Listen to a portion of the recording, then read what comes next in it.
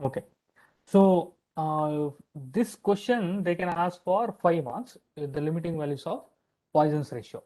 Okay, or define Poisson's ratio and then discuss on the practical limit of your Poisson's ratio.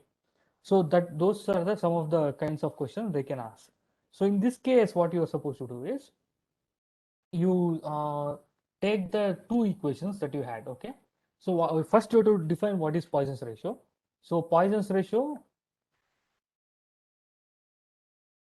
sigma is beta by alpha, which is nothing but you don't write just beta by alpha. It is nothing but it is a lateral strain by your longitudinal strain. Okay, so don't just write beta by alpha, because if you don't write what is beta, what is alpha, then there is no meaning in that. Okay, so always write Poisson's ratio is defined as the ratio of lateral strain by longitudinal strain within the elastic limit, and it is given, it is constant for a given material. So that will be your Poisson's ratio definition. So this is 1 mark. Then what you're supposed to do is you have to get the limiting values. What is the meaning of limiting values is what are the values that your Poisson's ratio can take. Okay, so for this again we are going to use the two equations that we have already done. So you have y is equal to 2n into 1 plus sigma, right? And then the second one is y is equal to 3k into 1 minus 2 sigma. Okay, so these are the two equations that you have already derived, so you directly write it, you don't have to again derive everything. You write these two equations, then we will take a case 1 and case 2. Okay, so in case 1 we will going to consider only the first equation. So in this case what happens is y is nothing but Young's modulus. Young's modulus has to be always positive. Y is positive. Okay, so then what happens, LHS is positive. So your this implies if I want to balance this equation, even the right hand side should be equal to positive. Okay, so this means your RHS has to be, should be positive. Okay, so your right hand side is nothing but you will have 1 plus sigma should be equal to, should be greater than 0. Okay, so that is the meaning. Okay, because your n is already positive, n is nothing but is your rigidity modulus, because n is already positive. So only thing what is left is your 1 plus sigma should be equal to positive. Okay, or if you want to write, you can write 2n into 1 plus sigma should be greater than 0. That is nothing but positive RHS. But as your rigidity modulus is always a positive value, or any of the modulus, elastic modulus, they are positive always. Okay, so then what happens, 1 plus sigma should be greater than 0. So that means what will happen to sigma, greater than plus 1 or minus 1? -1.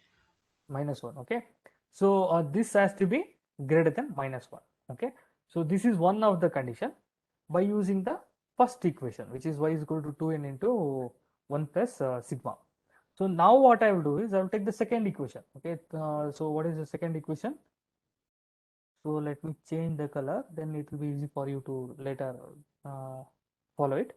Y is equal to 3k into 1 minus 2 sigma. Okay, so again same thing, your LHS is always positive. Okay, then what happens, your RHS has to be, should be positive. Okay, so that means your 3k into 1 minus 2 sigma should be greater than 0. Positive means it should be more than 0. So as we know, k is always positive. Okay, because it's your bulk modulus is always positive. So then what happens, 1 minus 2 sigma should be greater than 0, or 2 sigma is greater than 1, sorry, is less than 1. You have to do reverse. Okay, just a minute. Or oh, I will write the usual way. Okay, so 1 should be greater than 2 sigma. Okay, or uh, 1 by 2 is greater than sigma, or if we want to write properly, it is sigma is always less than 1 by 2. Okay, so this is your second. value. Okay, so you have two things. So one is your sigma is greater than -1 and sigma is less than 1 by 2. Okay, so what I can write is I can write -1 less than sigma less than 1 by 2. Okay, so this is your what we call as the theoretical limit. Okay, theoretical limit means if your limit of sigma is your Poisson's ratio. Okay, so theoretical limit means we have just follow the equations that we have already done, and then we got this is the relation which needs to be satisfied. Okay, so this is by mathematical method or some theoretical method that you have come to this conclusion. Okay, the sigma is always lying in between -1 and 1 by 2. It cannot be less than -1, it cannot be more than 1 by 2. Okay, so it should be always within this limit. But for practical purpose, so your practicals values will be different. Okay, because what is the meaning of -1? Sigma is minus, sigma is negative. That means, so your sigma is negative means one of your sigma is nothing but beta by alpha. Okay, so one of them is negative. Okay, so this normally in principle this is not possible. So you cannot have a sigma to be negative. So your the lowest value that your sigma can take is 0. Okay, 0 less than sigma less than, it should be slightly more than that 1 by 2. So that I will write it as 0.45 or 44. Okay, or I'll just put 0.4. Why? I will tell you. Okay, so if it is 1 by 2, then what will happen to this equation? So I will take this equation 3k is 3k into y is equal to 3k into, so just a minute. So y is 3k into 1 minus 2 sigma. So if I use this equation, if I put 1 by 2 in this case, so then what happens? Y is equal to 3k into 1 minus 2 into sigma is again 1 by 2. So this is 1 by 2. So this entire term, the right hand side will be 0. Y is equal to 0. That means there is no Young's modulus. If there is no Young's modulus, that means you are not applying any kind of stress, or you are assuming, or you are claiming that the material is 100% elastic. Okay, so that is not possible in reality. So you cannot have 1 by 2 as the highest limit. Okay, so you should have always have the sigma should be always slightly less than 1 by 2. It cannot be more than 1 by 2 as per our derivation. So we have done this derivation. So as per derivation, we cannot have this sigma to be more than 1 by 2. It is always less than 1 by 2. But we cannot again have 1 by 2. If I have 1 by 2, that means it is going to again violate some of the your practical reality. Okay, so that means your Young's modulus is 0. Young's modulus 0 means it is perfectly elastic. Okay, so as such there is no perfectly elastic material, so I cannot have sigma to be equal to 1 by 2. So that is why we are going to use this equation. Okay, so if I want to take that limiting values, so then if I want to take the practical limit is 0 less than sigma less than 0.4. For theoretical limit, it is always -1 less than sigma less than 1 by 2. Okay, so this you get it by all the mathematics that you have done, and this is the practical values. Okay, so this means you got some values, but is it really will it make sense to keep those in the reality? Okay, so that is the meaning of practical limit. Okay, practical limit means, is it really possible to have these values? That is the uh, conclusion. Okay, so I guess do you have any doubt up to this? If you have any doubt, you can ask me.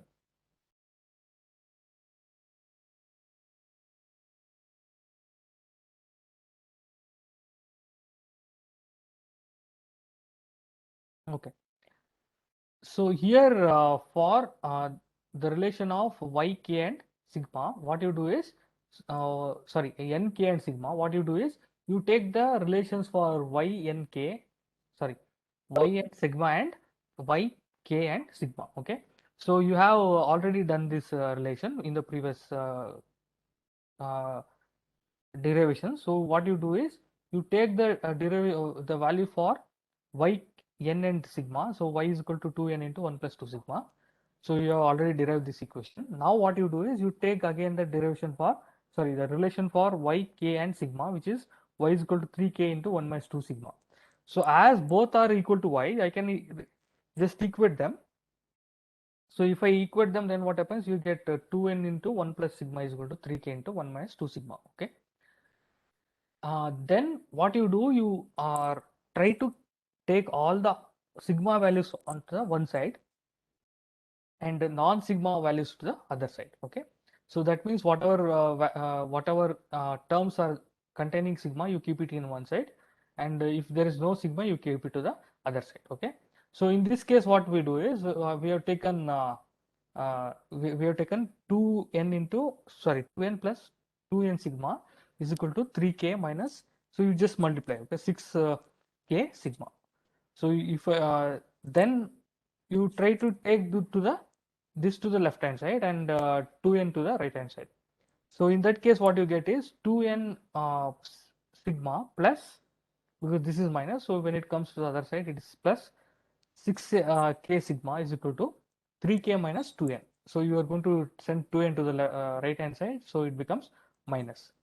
Then again in these two terms, I have all sigma is common. So I'm going to take sigma outside. Sigma is equal into 2n plus 6k is equal to 3k minus 2n.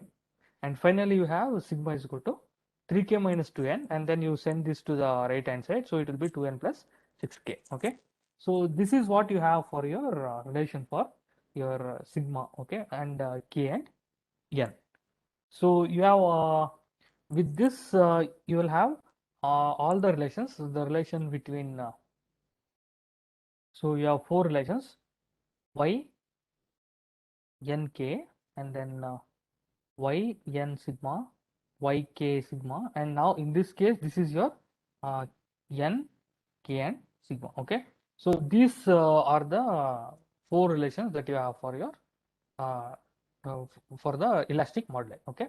So I think with this, if you have any doubt, I can take the questions.